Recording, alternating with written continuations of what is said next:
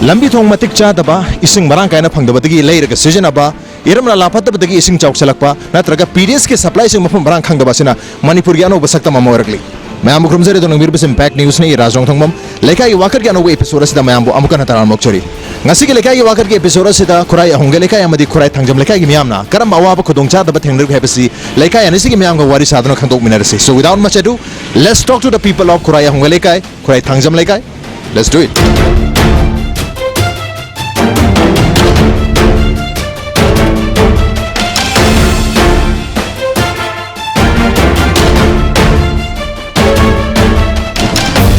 Khurai lamlong bazar dagi chumna haigalaga khogi minu thong phawrga Imphal tagi bi aba khogi lambi si dagi haijan ke balerak ne khogi Tilipati chang baleraga na mayam khanari balerak sini maroi na khoi kaunari se Khurai Ahongge Leikai haiduna aduga Khurai Ahongge Leikai club so mang lere club ke mang sida club sigi khogi Leikai sigi hal mayam lere hal sing sigi wari saraga Leikai sigi oiba kari particular problem lebagi habdu ansing dagi khangminar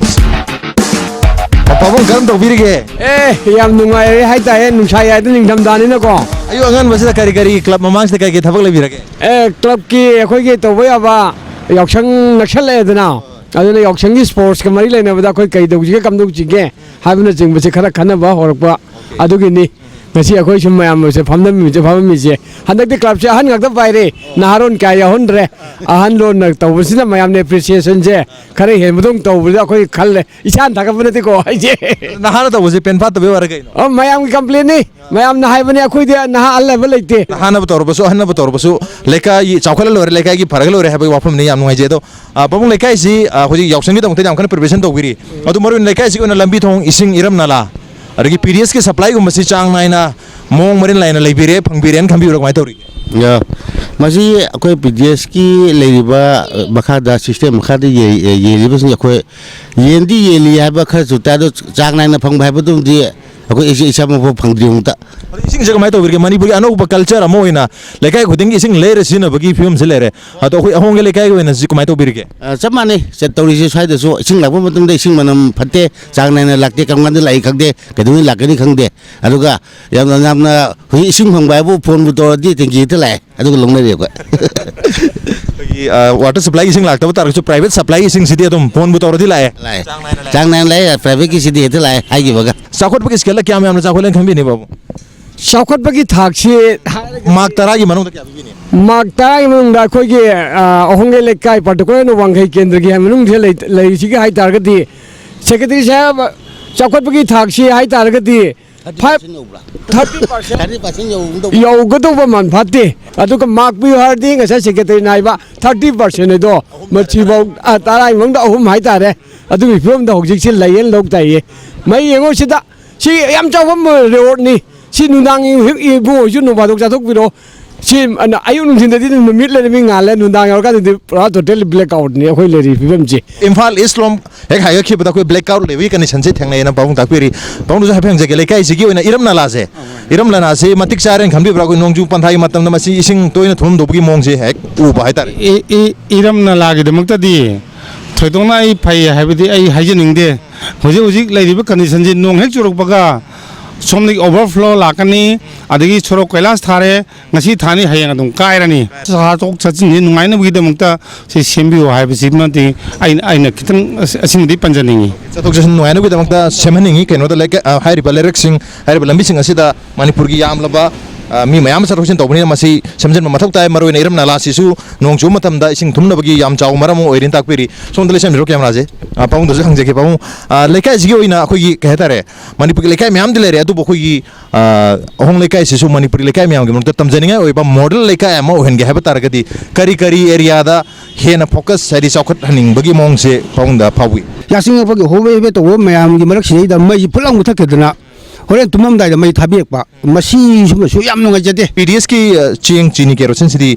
chang nai ne PBN khan bi bra si so matam sana khoi di lau da bano aya moi no tawre la ching di kharaga khoi marang mak ta khar lawi adu so khoi lau da bano so aya moi to hai di khoi khangou da na ho da na ba kana gi mung de yeli kana na pai ye ba se ba ja khoi de award de khangre aduna khoi kan hek khong thang ge masu hangoi yum to Leikai gi han gu yum to tasem hai de dun tawri se aduna khoi PDS ki sidi khoi ngasi bok de phangdri amdang mapung phan beneficiary ki am lei di no habin jing sa amdang ti ga chen di kan hona jari club की side की beneficiary Singh से कनानो ओइगदोरिबनो क्या यामबनो अदुगा अखोई लेखाई की agent ना कना ओइगदोबनो हाइबसिसु थिगनब कना हुनरियन ताकपिरी अदो इमा से काय जपिदिनो थबक चतुरा ngasi basa ke taun अदो लेखाई सिगी मियम ओइना लेखाई से क्या यामना खुमांग चावसल ले नुंगाइरेन खनबिगे kari hai don hai bang khang de da saksan de nungai te करी नुंगाइरे लंबी थोंग लम्मई रे सिंग लग lambi thong su nungai te mai su nungai te sing samrang kai phang de कोई चाखत पगी पथाप तक मार्क तरा की मनुंग दा लेखाई से अहोंग लेखाई से मार्क याम को बिबिनिंग sakhot pa sa mak tarai manung da as ai di de ong khatang pining tare wal hore तरेट वाला उरी हरी से लेखाई से कोई हरी चाखत का तबा एरिया मैम लेरी है बगी कोई याम चाव इंडिकेटर मनी कोई लेखाई की हन खरसो लेरी से हंग जगह तमो लेखाई से करम करम हिरम दा खुमांग चावसल लेन खन भी जिबागी ओनदी लेरिबो फिल्म जेदा लेकाई जिगी ओनदी खुमाव चावसल ले हाइबा सिमन चप चाबा हाइबा ngमदे मरमदि कइगिनो हाइबा मतमदा हुजि ओरिबा मईगी ओरो इसिंगी ओरो लंबी थोंगी ओरो हिरम खुदिमक्ता वाटपगी वाटपंगा तोइन उपा अदो कोई इरम नाला सिसु कोई अहों लेखाई की खितंग मोंग मरिल अमई चा चादना लेबा थेंगना जई अदो नोंजु पंथाई मतमदा करम कंडीशन थेंगना बि तमो इरम नाला जिदि टोटली फेल निदा ड्रेन इसिंग चेंद्रे नोंखर तामतमदा सोरक तबने चेले सोरक चेलम स्कोरो की माई कोइलास अखोगी बिटुमेन सिंग जेनो फकारे मांगे अदन लेरिक मयाइदा कोम मयाम लेयना उजे गाड़ी मचा मसु चपदा फ्री होइद्रे सिनि अखोगी नुवाइतबस लंबी की होय लेरक की लंबी सिंग सिदा पोर्ट होल मयाम लेदना चतोचिन तोबदे याम नुवाइत्रे अदो मणिपुर की ओइना अयाम लेरक सिंग से लंबी सिंग से कायर का लेबसना ओइबसिना मणिपुर की मियाम दा अफब लंबी दा थौबगी हाइनबिसी पाव पावद्रे कोई हाइनबिसी लंबी अकायब्रे थौबगी ओइन लेरे तामोजो खितंग ताफियो लेकाई सी करम ना पाली कमाय तौरी लेकाई हुजिकति हाइगी बदुने अमहा ओदरे अदुबु हुजिकि ममांगी तोटिगी सिंग लाकपदा हारिदो मनिंगी तापदा हाइदो लाइवांगदो इल्ली हारिसे सिदिगि याम खेदबम लेरेबा ममांगी इलकपा मा यावरेबा सिदी लाए था अमदा अमु अनिरक लाए सिजुने पाइप लोय होरमिना सेंबिद्रे ख्वाइगी कंप्लेन लेतबा लेकाई जो कोई सि तारे एमएलए जो लेरिबा मागी जगारदि खरबो वीआईपी ने खरबो थारिए अखोय लेरखिदि मोय वीआईपी नुसु येंगसुगी हम्बिदे अमसु तौदे तुति लाए हारिसे अनिरक लाइसे सिजु पाइप लोय होरमिना थिनम गातने मयांग ड्रेन लोय चेंसलमिना अखोय एक इसिंग अफबा लापा कांदे अदुम तोखरा लेकाई की वाकत हों लेकाई की क्लब से हाना नहाजिंग ना पारम बदा लेकाई से इपेन पेन दबदगी हंदक हन ना पाइबदगी हन ना पाइबदगी खितंग पीएलए हाई से नहा मो इना यानिंग मरक वाइता हुई नहान पाइदगी अयाम लेकाई सिंग दा नहान लोई पाइना बने बा अदो हों लेकाई के दी हंदक अनोब मोंग दा कोई हंजिंग ना पाइरे अदो हंजिंग ना पाइबदगी लेकाई से खितंग सेटिस्फाइड ओइबगी मोम लेयन हाई से नहा सिंग से का हेद्रो मथौ तौनिंग दरे हाई दुरिया तल्ले हाई करी हाई अदुमक्सु नतोको लेकाई अहनजिंगना पाइबने हंदक ने खरा फैयेंदि खंदि खले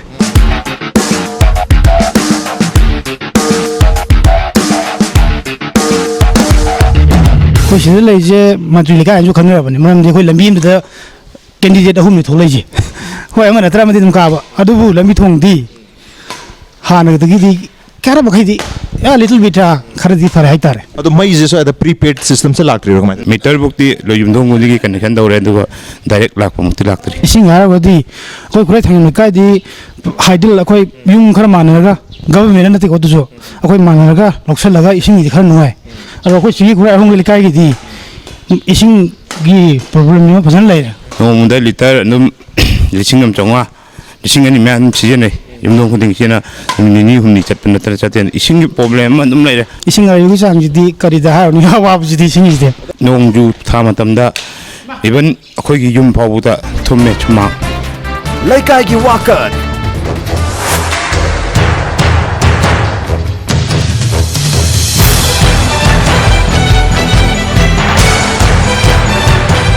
तमो लेकाई की लेरक सिदी अखोई थांगम लेकाई लेरक से को सिमदी कंडीशन जी याम फजदरे लंबी सिदी याम मरोइना नुवाइत्रे लेकाई सिगी न कोई इरम नाला दि कमदौ बिर इरम नाला से याम कन फबदी ओइदे अदुबु खोई स्वाइ मतोन स्वाइ खर सिबुदी नोंसिंग तारजु तुमद्रे खोइ बुदी खितंग हाइदरगा खोइ सिदिना पोस्ट अमनि चलगदी नो खितंग ताबदा दुम लंबी सिमा पुरा इसिंग दुम लेरनी प्रीपेड मई से मोय मीटर गुमदी थुंगरे पालरे अदुगा लाइन संबा खोटबगी दी हजिबोगी चपचाबा खंगद्री लेकाई से होना प्रीपेड के दमक मीटर दी पानबीर में मरम मदुना अथु मतम दा कोई कनेक्शन सु लाइन सु लाकपगी ओथोकप याबा मदि लेरे अदुबो कोई इमा मसु अखोई थबक चलोबा हलफो माल इमा गदु आतंग वारी सानजगी इमा काय चपिरो बनो आइदी आ कायना दा उसो कट पैसा तोइबा लेकाई गिरो लेकाई ने लेकाई नत्र माने माने अदु लेकाई सिबो करम कम तौरी कमाई पानबीर के लंबी थोंग से नुंगारी हा इसिंग yu nungaidre mai su nungaidre nungai bam ta bu yaudre lambi sidi nungairbo lambi sidi ga loire na yengo tu lambi loire ba ko ising di khoi manipur ga ayam lekai sing je loi ler season e ba ko ado khoi ima hoi gi thangjam lekai sidi ising je ler se na thra brak mai tore lairim ne khoi ju du ti ising lak tro hajibo do ti ising lak ta dana lairim ne hujik tamo ma tak piram da di lekai se da to ti ising lai adu bu ko na dabni na lai ha adu ima hoi di ising suna ta da bra hajibo ta khoi di ta tadre ओ खरा तोलुना चिंगी खरा चिंगरे अदो अतई दी ता तात्रे लेकाई से नुंगाई लोरे ले रखलक से के नुंगाई रगे याम नुंगाई रे उफुन मै फुलो नोंग तारा गरे सिं खुखु योबा अगन नुक्सा अगन तौरिसिनि सा गन उफुन जाबा अदो सोमला कदन मंत्री गी ले रखने बा न काउंसिलर ले ले मिसिजना याम फजगरे याम नुंगाई रे मंत्री के लेरक्ति नुंगाई रब्रो मंत्री लेरक्ति नुंगाई रे काउंसिलर ले तंगारे नुंगाई तिसे काउंसिलर लेरकने बा ओई काउंसिलर की लेरक्ति नुंगाई तरे अदुगा असन साइड मंत्री की लेरक्ति याम नुंगाई करे मै इजदि नुंदांग दांग ददि पुंग तक तैमुन खरनी अउगा 12 13 माथोय साइ लाकनी याम मतम दको जेन अदगी के काम याम दगी फजन जम त सेंबी दे अदगी कनो लेरक्सिंग जदुम जकिंग जकांग ले अदुम ले अदुगा नुंग थारगा फजन सोल्यूशनदना कनो गुम्बा अदुम सखारगा उफुन याम होबा मै जे सांग नाइन ला इब्रो लागती चांगने लागती कदोगी फुटबॉल की मतम दा हैफेट चांगने रमेबा वर्ल्ड कप के अदगी जनवरी थादा दुम के मई 24 आवर्स फंगनी हैमिदना अदुगा हुजिक से दुम नुंगाइत्रे लेकाई जे दुम नुंगाइरे हाइबा ताये हमु हाले सही कुनमरी कुनमंगा कुनथा मुक्से दुम सब मानना ले रही है जिपो अहोंग ममता लेते अकोई चेंग मरूम फंगबा नत्रे अदगी ते सिंदगी करी गुमता फंगदे को इना खोमबना चारे मंत्री मंडल नकना बगांगबुना अदो खोई नकना दबला बा तोरब जादे बो खोई दी कई गुमबा मता फंगदे राशन कार्ड साबित रो बीपीएल एपीएल साबित दे कई फंगदे ऑल बेंजिन अदु तौने ना तौखरे हजि फाव फंगदे अखोई करिन त फंगदे अदे तौरिबा लेरक खुलक तौरिबा मयाम सिनि अदो लेकाई की क्लब सिंग नहारोल सिंग ददी हाइदी हायरगा खोई राशन कार्ड को मसान बखन बगी मरम ददी हाइबी बले अदु गुमबा कलब तो चोंथोकते खोई गिदि साइदा कलब कनानो खंगदे खोई साइदा कलब लेते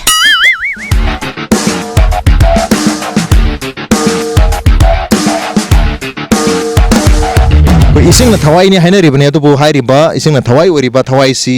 लाक्तबदगी लेतबदगी खोई थांगजम लेकाई दा पाइपलाइन दे तिंगबी खोई पब्लिक पाइपलाइन से लेरगा पब्लिक पाइपलाइन से इसिंग से चांग नाइना फजना लाक्तबना मर मोइदना खोई वीआईपी लाइन मसु लई है वीआईपी लाइन से इसिंग से मरांग काइना फजना लाक्तन लेकाई की मियाम ना पैसा खाइनरगा वीआईपी लाइन से दगी इसिंग लोरगा मिय खरदी इसिंग से मरांग काइना फंगेन ताक पिर अदुबो वीआईपी लाइन से दगी इसिंग सिनदबा इमुंग खरददी हुजिक से दुमक इसिंग से चांग नाइना लाक्तबनीना खोई समाइना लईरगा प्राइवेट टैंकर्स दगी लईरगा इसिंग से चाब की खुदोंग चादबसी थांगजम लेकाई की अयाम युमथोंग सिंग द हुजिक से दुमक मायुकनारी लेकाई की वाकत वीआईपी लाइन जो ले रेन ताजे अरे पब्लिक नॉर्मल वीआईपी ना तब नॉन वीआईपी लाइन जो ले है नॉन वीआईपी लाइन जे सिंग से चांग नाइना लाख तरबरा लोबी तरबरा तो वीआईपी दा मयाम पैसा खाइना रगे लोबसु यावे अदु दुसु ओबी तरब सी वीआईपी दे कोई योगद्रे नॉर्मल लाख से हम लोग दन something 4 days 5 days or 2 days मुझे मतम लेते लाइबा नुमी मंगारी कानरगा सो अनि कानरगा सो लाइबे सिंग से मरांग काइना नोंग निनी की कोना ब्लाक पी 2 days गुम 3 days सिने होय ले अयाम युम खोदिंग लेना ब्रक माइ लो अयाम लेने लंबी थोंग इरम नाला जिरी छय द्रि तुम यारी ब्रक माइ यंग बिरो दुदी सोमना कॉपी रो कैमरा नुंगला दुगा समथिंग मसे आईटी फाइव तो होंगे रगुनी आई हा मसिगान बिगाइ ले जरमनी सी आईटी फाइव तो मुक्तों थागिबदो सिबो थादि 1985 तो थागिबा सीएम की लंबी कोइलास थागिबा जे खोजिक अदुगी मखा ताना मोहना रिपेयर तौखिबा सागिबा लेत्रे अमुक्तंग थागरे दु मतुंग थागिद्रे हैना कोई पाबुन स्टाफी दु इरम नाला सिसु लैरिबा कंडीशन सिनी सिंग थुमदे द मंगारे अदुबु कंडीशन दि अफब नत्रेना याम अखोई पाबुन ताफिरी लेकाई की वाकत साइसुम लेरक से संजरक पुजे थांगम लेकाई गन आयाम बा युमथोंग सिंग से कोई पीडीएस की चिंग चिनी से केरोसिन से फंगदे कोई कार्ड सु पाइदे बीपीएल कार्ड पाइदे है तो बीपीएल पाइदरगसु एपीएल गुम कार्ड ते पाइदब्रो मधु अदु का छाद्री सारे दि हारेगा को ꯃꯣꯏꯅ ꯃꯗꯨ ꯄꯤꯊꯣꯛꯇ꯭ꯔꯤ ꯃꯥꯅꯦ ꯑꯗꯨ ꯆꯦꯡ ꯆꯤꯅꯤ ꯀꯦꯔꯣꯁꯤꯟꯁꯦ ꯁꯨꯃꯥꯡ ꯐꯪꯗ꯭ꯔꯦ ꯆꯦꯡ ꯆꯤꯅꯤꯗꯤ ꯈꯪꯗ꯭ꯔꯦ ꯀꯦꯔꯣꯁꯤꯟꯒ ꯈꯔ ꯌꯦꯜꯂꯤ ꯆꯦꯡꯁꯨ ꯈꯔ ꯑꯗꯨꯝ ꯌꯦꯜꯂꯤ ꯑꯗꯣ ꯂꯧꯕꯤꯕ ꯌꯥꯎꯔꯣ ꯏꯃꯥ ꯍꯣꯏ ꯑꯩ ꯏꯁꯥꯒꯤꯗ ꯑꯩ ꯏꯆꯥꯅ ꯌꯦꯜꯂꯤꯌꯦ ꯑꯗꯨꯗꯤ ꯑꯧ ꯑꯗꯣ BPL APLꯁꯦ ꯁꯥꯗꯕꯒꯤꯔ ꯃꯌꯥꯝꯅ ꯐꯪꯅꯗ꯭ꯔꯤꯁꯦ ꯀꯃꯥꯏꯅ ꯇꯧꯔꯤꯖꯥꯠꯅꯣ ꯁꯥꯗꯕꯅ ꯑꯣꯏꯔ ꯃꯥꯅꯦ ꯀꯥꯔꯗ ꯄꯥꯏꯕꯗ ꯄꯤꯔꯦ ꯑꯗꯒꯤ ꯀꯥꯔꯗ ꯄꯥꯏꯗꯕꯗꯤ ꯃꯣꯏꯅ ꯄꯤꯉꯣꯅ ꯍꯥꯏꯔꯦ ꯄꯨꯡ ꯊꯕꯛ ꯆꯠꯄꯤꯗ꯭ꯔꯣ ꯀꯥꯏ ꯆꯠꯇꯣꯏꯅꯣ ꯊꯕꯛ ꯆꯠꯀꯗꯕꯅꯤ ꯂꯩꯀꯥꯏꯁꯤꯕꯨ ꯀꯔꯝ ꯄꯥꯟꯕꯤꯔꯤꯒꯦꯅ ꯍꯪꯖꯒꯦ ꯇꯧꯕ ꯂꯩꯀꯥꯏꯁꯤ ꯑꯋꯥ ꯅꯨꯡꯉꯥꯏ ꯂꯣꯏ ꯌꯥꯅꯔꯒ ꯂꯩꯔꯦ ꯃꯁꯤ ꯑꯗꯩ ꯂꯝꯕꯤ ꯊꯣꯡ ꯑꯩꯈꯣꯏꯒꯤ ꯂꯩꯔꯛꯁꯤ ꯅꯥꯇꯩ ꯆꯥꯗꯕ ꯂꯩꯔꯤꯕ MLA ꯃꯟꯇ꯭ꯔꯤ ꯃꯌꯥꯝꯁꯤꯁꯨ ꯐꯖꯅ ꯌꯦꯡꯁꯤꯟꯕꯤꯗꯕ ꯁꯦꯝꯖꯤꯟꯕꯤꯗꯕ ꯑꯁꯤꯒꯨꯝꯕ ꯑꯋꯥꯠ ꯑꯄꯥ ꯀꯌꯥꯗꯤ ꯃꯥꯌꯣꯛꯅꯔꯤ ꯏꯆꯦ ꯂꯩꯀꯥꯏꯁꯤꯒꯤ ꯑꯩꯈꯣꯏꯒꯤ ꯏꯁꯤꯡꯒꯤ ꯄꯥꯏꯞꯂꯥꯏꯟꯁꯦ ꯃꯈꯜ ꯑꯅꯤ ꯂꯩꯌꯦ ꯑꯩꯈꯣꯏꯒꯤ ꯅꯣꯔꯃꯦꯜ ꯀꯅꯦꯛꯁꯟ ꯑꯃ ꯑꯗꯒꯤ VIP ꯀꯅꯦꯛꯁꯟ ꯑꯃ ꯑꯗꯣ ꯏꯆꯦ ꯍꯣꯏꯗꯤ VIP ꯀꯅꯦꯛꯁꯟ ꯂꯧꯕꯤꯕ꯭ꯔꯥ ꯏꯁꯤꯡꯁꯦ ꯀꯃꯥꯏꯅ ꯇꯧꯔꯤꯒꯦ ꯅꯣꯔꯃꯦꯜꯗ ꯑꯗꯨꯗꯤ ꯏꯁꯤꯡꯁꯦ ꯆꯥꯡ ꯅꯥꯏꯅ ꯐꯪꯕꯤꯔꯤꯕ꯭ꯔꯣ ꯑꯁ ꯌꯥꯝ ꯐꯪꯗꯦꯗ ꯑꯗꯨꯗꯤ ꯊꯥ ꯑꯃꯗ ꯆꯌꯣꯜꯁꯤꯗꯅꯦꯀꯣ ꯅꯣꯡꯃ ꯀꯥꯔ ꯅꯣꯡꯃ ꯂꯥꯛꯄꯁꯦ ꯁꯨꯛꯇꯥ ꯇꯥꯗꯕꯁꯨ ꯂꯥꯛꯏꯕ ꯇꯨꯂꯨ ꯄꯥꯏꯕ ꯀꯥꯡꯕꯨꯗꯤ ꯈꯔ ꯆꯤꯡꯉꯦꯀꯣ ꯇꯨꯂꯨ ꯄꯥꯟꯗꯕ ꯀꯥꯡꯕꯨꯅ ꯑꯗꯨꯝ ꯇꯣꯛꯄ ꯑꯁ ꯂꯩꯀꯥꯏ ꯋꯥꯀꯔꯕꯨ ꯌꯦꯡꯉꯣ ꯑꯩꯈꯣꯏ ꯂꯩꯀꯥꯏ ꯁꯣꯔꯣꯛꯁꯤ ꯎꯔꯦꯗꯅ ꯂꯝꯕꯤꯁꯦ ꯁꯤ ꯐꯖꯔꯦ MLA ꯂꯝꯕꯤ ꯁꯦꯝꯕꯤꯔꯦ ꯅꯠꯇ꯭ꯔꯣ ꯑꯗꯒꯤ ꯁꯤ ꯗ꯭ꯔꯦꯟꯁꯤ ꯐꯪꯉꯦ ꯑꯆꯥꯔ ꯀꯔꯤꯅ ꯍꯦꯟꯅꯔꯤꯕ ꯀꯩꯅꯣꯗꯨꯅ ꯈꯔ ꯆꯟꯕꯤꯔꯝꯃꯦ ꯑꯗꯨꯗꯤ ꯍꯧꯖꯤꯛ ꯀꯔꯤ ꯑꯐꯕ ꯂꯩꯔꯦ ꯑꯩꯈꯣꯏ ꯀꯔꯤ ꯑꯐꯕ ꯂꯩꯇꯦ ꯑꯩꯈꯣꯏ ꯂꯩꯀꯥꯏꯒꯤ ꯑꯗꯨ ꯏꯁꯤꯡꯒꯗꯤ ꯀꯃꯥꯏꯅ ꯇꯧꯕꯤꯔꯤꯒꯦ ꯑꯁ ꯏꯁꯤꯡꯗꯤ ꯑꯗꯨꯝ VIP ꯂꯩꯔꯦ ꯇꯨ ꯄꯨꯡ ꯀꯨꯝꯃꯔꯤ ꯇꯥꯏ ꯄꯨꯡ ꯀꯨꯝꯃꯔꯤ ꯇꯥꯏ ꯏꯁꯤꯡꯒꯤꯗꯤ ꯑꯋꯥꯕ ꯂꯩꯇ꯭ꯔꯦ ꯑꯐꯕ ꯂꯝꯕꯤꯁꯦ ꯇꯨꯗꯧꯋꯦ ꯑꯐꯕ ꯂꯝꯕꯤ ꯆꯠ ꯌꯥꯗ꯭ꯔꯦ ꯀꯣꯂꯥꯁꯀ ꯆꯠꯂ ꯑꯩꯈꯣꯏ ꯇꯨꯗꯧꯋꯦꯕ ꯅꯣꯡ ꯇꯥꯕ ꯏꯁꯤꯡ ꯊꯨꯝꯃꯦ ꯁꯤ ꯆꯠ ꯌꯥꯗ꯭ꯔꯦ ꯍꯧꯖꯤꯛ ꯌꯦꯡꯉꯣ ꯁꯤ ꯇꯧꯔꯤ ꯃꯌꯥꯝꯁꯤ ꯌꯦꯡꯉꯣ ꯅꯨꯡꯉꯥꯏꯔꯦ ꯑꯩꯈꯣꯏ ꯂꯩꯔꯛꯁꯦ MLA ꯃꯟꯇ꯭ꯔꯤ ꯃꯟꯗꯣꯜ ꯂꯩꯗꯅ ꯌꯥꯝ ꯅꯨꯡꯉꯥꯏꯔꯦ ꯅꯣꯡ ꯇꯥꯔꯦ ꯂꯩꯈꯣꯝ ꯊꯣꯛꯑꯦ ꯑꯗꯒꯤ ꯅꯨꯡꯁꯥ ꯁꯥꯔꯦ ꯏꯐꯨꯟ ꯊꯣꯛꯑꯦ ꯅꯨꯡꯉꯥꯏꯔꯦ ꯑꯝꯇ ꯐꯪꯗꯦꯕ ꯆꯦꯡ ꯆꯤꯅꯤ ꯀꯥꯔꯠ ꯅꯨꯡ ꯂꯥꯏꯔꯕꯁꯨ ꯐꯪꯗꯦ ꯏꯅꯥꯛ ꯈꯨꯟꯕꯁꯨ ꯐꯪꯗ꯭ꯔꯦ ꯑꯝꯇ ꯆꯦꯡ ꯆꯤꯅꯤꯗꯤ ꯍꯟꯗꯛꯀꯤ ꯍꯧꯈꯤꯕꯒꯤ ꯏꯂꯦꯛꯁꯟꯁꯦ ꯁꯤꯗꯩꯅ ꯍꯧꯖꯤꯛ ꯐꯥꯎꯗ ꯆꯦꯡ ꯆꯤꯅꯤꯁꯦ ꯁꯨꯡꯌꯦꯟ ꯌꯦꯟꯗ꯭ꯔꯦ ꯑꯗꯨ ꯆꯦꯡꯗꯤ ꯈꯔꯗꯤ ꯌꯦꯜꯂꯤ ꯑꯗꯨꯏꯁꯨ BPL ꯀꯥꯔꯠꯀꯤꯕ ꯀꯣꯟꯅꯗꯦ ꯍꯥꯏꯔꯦ ꯆꯤꯅꯤ ꯀꯦꯔꯣꯁꯤꯟ ꯐꯪꯗ꯭ꯔꯦ ꯂꯩꯀꯥꯏꯒꯤ ꯋꯥꯀꯠ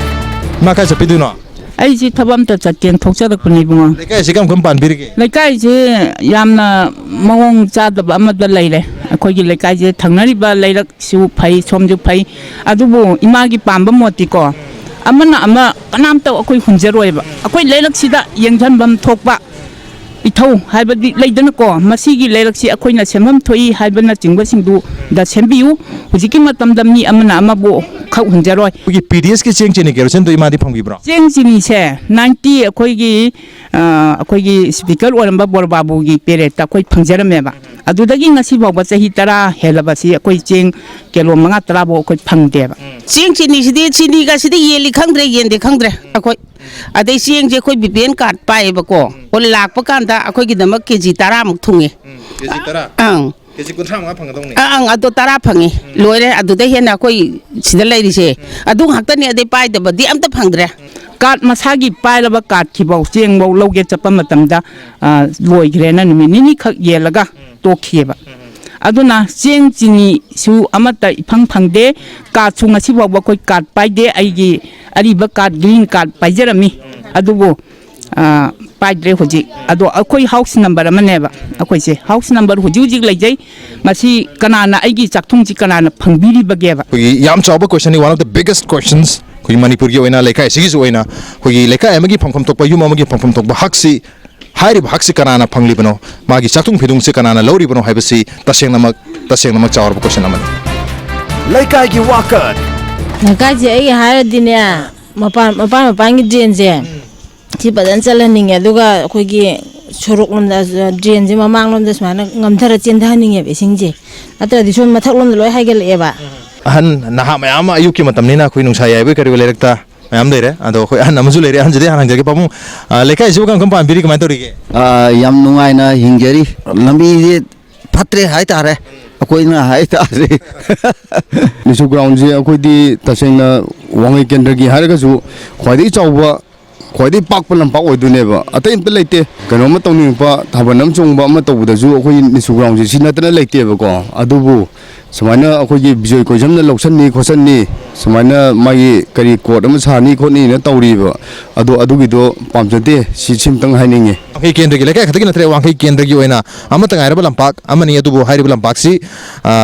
ꯂꯧꯁꯜꯂꯒ ꯑꯇꯣꯞꯄ ꯄꯔꯄꯁꯇ ꯁꯤꯖꯤꯟꯅꯒꯅꯤ ꯍꯥꯏꯕꯒꯤ ꯄꯥꯎꯁꯤ ꯇꯥꯕꯗꯒꯤ ꯂꯩꯀꯥꯏ ꯃꯤꯌꯥꯝꯗ ꯅꯨꯡꯅꯥꯡꯕ ꯑꯃ ꯂꯩꯔꯦ ꯃꯔꯝ ꯑꯗꯨꯅ ꯍꯥꯏꯔꯤꯕ ꯂꯝꯄꯥꯛꯁꯤ ꯑꯩꯈꯣꯏ ꯀꯦꯟꯗ꯭ꯔ ꯑꯁꯤꯒꯤ ꯑꯣꯏꯅ ꯂꯩꯀꯥꯏ ꯑꯁꯤꯒꯤ ꯌꯦꯡꯉꯒ ꯃꯁꯤꯃꯇꯪꯗꯤ ꯂꯧꯁꯤꯟꯕꯤꯒꯅꯨ ꯍꯥꯏꯕ ꯂꯩꯀꯥꯏꯒꯤ ꯑꯣꯏꯕ ꯑꯄꯥꯝꯕ ꯑꯃꯅꯤ PDSꯀꯤ ꯆꯦꯡ ꯆꯤꯅꯤ ꯀꯦꯔꯣꯁꯤꯟꯗꯨꯗꯤ ꯐꯪꯕꯤꯕ꯭ꯔꯥ ꯑꯩꯈꯣꯏꯗꯤ ꯐꯪꯗꯦ ꯐꯪꯗ꯭ꯔꯤꯁꯦ ꯀꯥꯔꯠ ꯁꯥꯕꯁꯨ ꯀꯩ ꯏꯟꯊꯤꯉꯥꯏ ꯐꯪꯗꯦ ꯁꯥꯕꯤꯗ꯭ꯔꯤꯕ ꯍꯧꯖꯤꯛ ꯐꯥꯎꯕ ꯀꯥꯔꯠ ꯁꯥꯅꯦꯅ ꯂꯧꯁꯟꯒꯦ ꯍꯧꯖꯤꯛꯐꯥꯎ ꯁꯥꯗꯦ ꯆꯍꯤ 2 ꯁꯨꯔꯦ ꯀꯥꯔꯠ ꯁꯥꯅꯦꯅ ꯑꯩꯈꯣꯏ BPLꯒꯤ ꯀꯥꯔꯠ APLꯒꯤ ꯀꯥꯔꯠꯁꯦ ꯁꯥꯅꯦꯅ ꯆꯦ ꯆꯥꯡ ꯂꯧꯁꯟꯕꯤꯈ꯭ꯔꯒ ꯆꯍꯤ 2 ꯁꯨꯔꯦ ꯍꯧꯖꯤꯛꯐꯥꯎ ꯁꯥꯕꯤꯗ꯭ꯔꯤ ꯃꯔꯝ ꯑꯗꯨꯅ ꯍꯧꯖꯤꯛ ꯐꯥꯎꯕ PDSꯀꯤ ꯆꯦꯡ ꯆꯤꯅꯤ ꯀꯦꯔꯣꯁꯤꯟꯁꯦ ꯐꯪꯕ ꯉꯝꯗꯅ ꯂꯩꯔꯤ ꯐꯪꯗꯦ ꯍꯧꯖꯤꯛꯁꯨ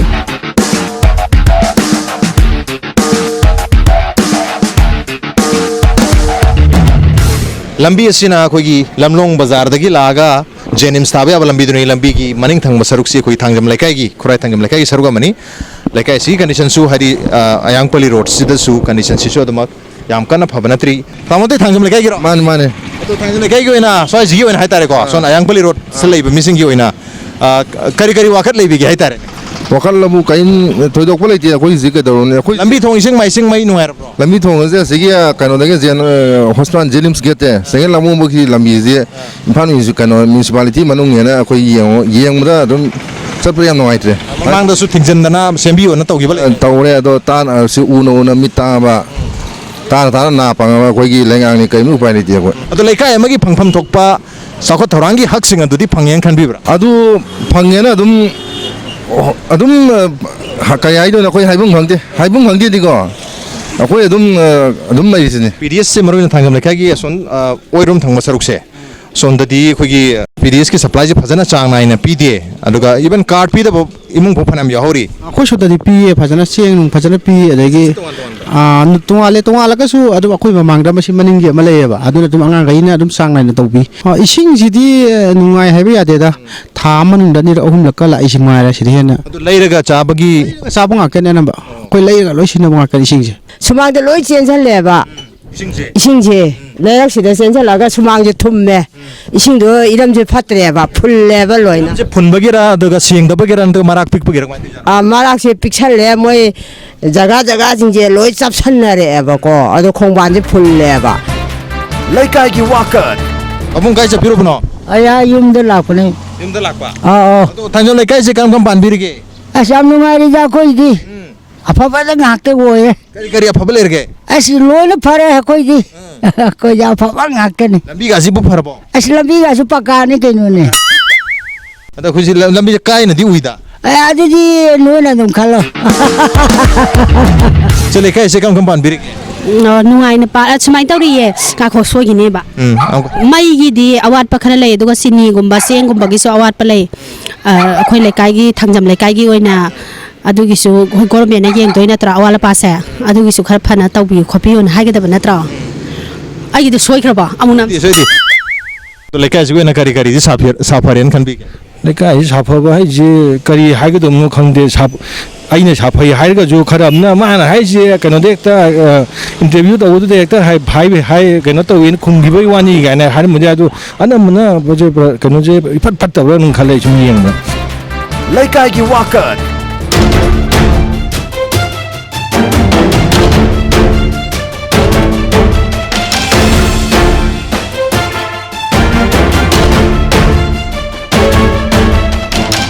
oida lamlong bazar lere mang dana TV tower lere porompat ki TV tower ki samham mang da lere lambi mam sa to chin tawmari aduga yet ta chalaga na khoi gi Jenims hospital ta ga dori bani aduga lambi si khoi crossing gi hek maning da lere am sang sina khoi Thangjam Leikai gi chengam mam lere ni ma kai chapi duino ai kai khen ka dori me to ima Leikai se kam pali ge Leikai hi am nungai di lambi thong di pung choi re cha sa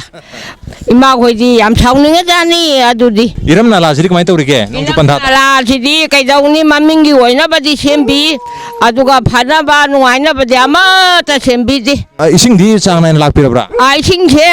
chang nai lakte kanum matam da chang nai lak pa su yawi adu kai su na tab su la he lak tab su yawi kai se kam pan bir nungai jari adu nungai ba nungai sini to auto upu yo se nung kankri se upu yo yam nungai re se yam nam gram ne ifun che na ai nga sai de ising saram ba se kamai to ge bo kang re na ifun he lak ba hingon da hinjang na pe sing chai bi mo ta lambi do in chai bi bro ai mi de chai ase ba ta ko isurong na kul ising he tarak ba ko ꯂꯩꯅꯥꯡ ꯑꯗꯒꯤ ꯏꯁꯤꯡ ꯀꯪꯈ꯭ꯔꯀꯥꯟꯗꯅ ꯏꯐꯨꯜ ꯈꯨꯃꯥꯡ ꯆꯥꯎꯁꯤꯟꯒꯗꯕꯗꯤ ꯌꯥꯝ ꯋꯥꯠꯂꯤ ꯀꯔꯤ ꯑꯦꯔꯤꯌꯥꯗ ꯍꯦꯟꯅ ꯆꯥꯎꯁꯤꯟꯅꯤꯡꯉꯤ ꯋꯥꯠꯂꯤꯁꯤ ꯅꯥꯂꯥ ꯗ꯭ꯔꯦꯅꯦꯖꯇꯁꯨ ꯂꯩꯔꯦ ꯑꯗꯒꯤ ꯁꯣꯔꯣꯛꯁꯤ ꯁꯦꯝꯃꯒ ꯆꯍꯤ ꯑꯃ ꯐꯥꯅ ꯆꯠꯇꯕꯒꯨꯝꯕ ꯑꯗꯒꯤ ꯁꯣꯔꯣꯛꯁꯦ ꯌꯥꯗ꯭ꯔꯦ ꯍꯥꯏ ꯀꯥꯟꯗ ꯑꯃꯨꯛ ꯁꯦꯝꯗꯕꯒꯨꯝꯕ PDS की चेंग चीनी केरोसिन से मसी की राशन कार्ड पाई दबाई BPL APL कार्ड पाई दबसे हम थेंगना रही है तो अपाई बदसु चेंग चीनी केरोसिन से था योना चांग नाइन फंग दबसे तुम थेंगना जी याम गिदी करे एक्सपीरियंस ले भी मसे ईसा बक्से BPL में कहीं ते पाई जाते अदा आई रसु तानर बल ले रहे तानर में अदा ममता में हिंग रहे हैं देखिए तुम आई से तो जरा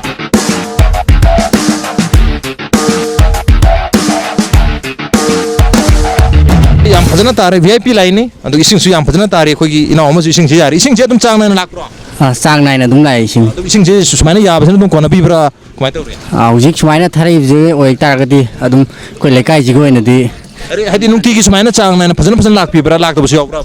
नुंगती की ओइना सिगी ओइनदी चांग नाइनदी हतक्कीदी ओइना लाए मरक मरकता तादबसे याव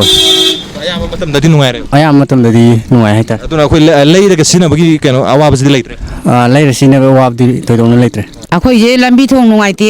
लेर खुलकसे सेंबी बा लंबी से सुमाने नुंगाइतन लेरे से क्याम कुइरगे कुइरे हैना रबो सासम लेबसे हैना दे अदुना सेंबी हारिमिना अहिंग पुंग अहुम अदायदा तोती थाएबा को अंगनबदा अदुगा मयाम हवनबो टाइमिंग ददी तोती खखरनीबा अरो हुजिकति ताहौबा हाइदि अयुकि पुंग 10 तारे होय सिदा ngatangi ओइना पुंग 9 साइदगिनि को अदि पुंगाय मुक मुक सालुक तारमनीबा हाइदि मोइना हेक थानिंग मतमदा थाबा अदगी हेक कनो तोबा सी मतमजे नुतिगी रुटीन लोइना रेगुलर टाइमिंग लेतेबा अहिंगी पुंग अमदा मुक सालुक थारकनीबा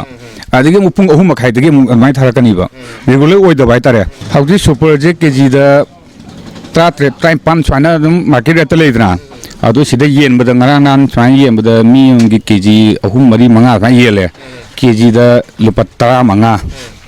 अदो खितंग हेनब्रन खंदि खले हानदि निपान गुंबदा तौइदना त्रांगवादा खरा येलेबको PDS की चेंग चीनी केरोसिन दो अदो कोई फंगबिरी ब्रा चांग नाइना क्याम बिरी के ꯑꯩꯗꯤ ꯀꯩꯅꯣꯁꯨ BPL ꯑꯗꯨꯗ ꯑꯩ ꯀꯥꯔꯗ ꯑꯝꯇ ꯄꯥꯏꯗꯦꯕ ꯑꯗꯨ ꯑꯝꯇ ꯐꯪꯗꯦ ꯑꯗꯣ BPL ꯐꯪꯕꯗꯨꯅ ꯀꯦꯖꯤꯗ 12 ꯑꯗꯨꯁꯨ 35 ꯐꯪꯒꯗꯕꯗ ꯀꯩꯅꯣꯗꯪ 23ꯗꯪ ꯐꯪꯉꯦ ꯀꯦꯖꯤꯗ ꯂꯨꯄꯥ 13 ꯄꯤꯌꯦꯕ ꯑꯗꯒꯤ AY ꯒꯤꯗꯨꯅ ꯂꯨꯄꯥ 9 ꯑꯗꯨꯁꯨ ꯀꯦꯖꯤ 23ꯗꯪ ꯐꯪꯉꯦ ꯑꯩꯗꯤ ꯐꯪꯗꯦ ꯀꯥꯔꯗ ꯂꯩꯇꯕꯅꯤꯅ ꯑꯩꯈꯣꯏ ꯂꯩꯀꯥꯏꯁꯤꯗꯤ ꯃꯣ ꯑꯩꯕꯨ ꯍꯥꯏꯖꯧ ꯍꯥꯏꯇꯥꯔꯗꯤ ꯑꯣꯜ ꯁꯥꯏꯗꯇ ꯄꯦꯔꯥꯂꯥꯏꯁ ꯑꯣꯏꯔꯦ सेना हाइतारगदी लंबी करी करागी लेना सिगी तौबम थोपा कोई अथॉरिटी सिंगसे सिना मतम चा चाना तौबददी पुरा हाजिनि याद्रे मपू पांद्रे हाइतारे मसे सेना हाइगदी लेकाई वाकत खुराई अहोंगे लेकाई खुराई थांगजम लेकाई चिंगमम लेरकी मियाम न थेंगरी बा मरोइबा खुदोंग चादबसी अहान बदा खुगी इरम नाला से फतम नंबर मोइदना लेकाई अहुम मसिदा लेरक अहुम मसिदा नोंजो पथागी मतमदा इरम नाला दगी चंसलकपा इसिंग सिंग अदुना फता होदी मयाम दुना लंबी काहन बगी अदुगा हुई सुमांग थिलोंदा चंसलकपगी खुदोंग चादब अमा लेकाई मियाम सिंग सिना मायोकनरी PDS की चेंग चीनी केरोसिन सु लेकाई मियाम सिगदा फंगबंगम दबा मरोइना राशन कार्ड लेतबा लेरगसु BPL AAY नत्रगा APL की कार्ड लेबा तारगसु लेकाई मियाम सिंग सिदा चेंग चीनी केरोसिन असि चांग नाइना फंगबंगम दबा नत्रगा फंगहंदबा सिनी लेकाई मियाम नंबरोनि थेंगनरे पसिक मसिनी ngasi lekai gi wakat gi tharom ngasi gi episode si karam tobi bagi natraga adom gi lekai su lekai gi wakat hari ba tharom sila saru ga bining ba targa dekho di mail thabir piyagani kui mail id di impacttvnews@gmail.com natraga khogi Facebook page www.facebook.com/impacttvmanipur da join tobirga comment amadi feedback thabir piyagani ngasi gi onadi lekai wakat gi tharom se matang soida lusion jarage mathang gi chayol da anu ba episode amagalona anu ba lekai ama pudra lagsege till then keep watching impact news keep watching lekai gi wakat ta da bata horo udubo horo ciao Amkan adrese lekai wakat ya nubo tu lambi thong lambi no kai sikam kon pan birigi ai di lekai di nate ko yam la pe ni lang chari che mapu dele trabra mapu senjeng ra nuga mapu mang ra to khoi short size khena lu ko kai thangjam lekai amati thangje chang nai lak pa targa su nungdang ai di soi kraba amuna soi di ai ngonda hang ano ba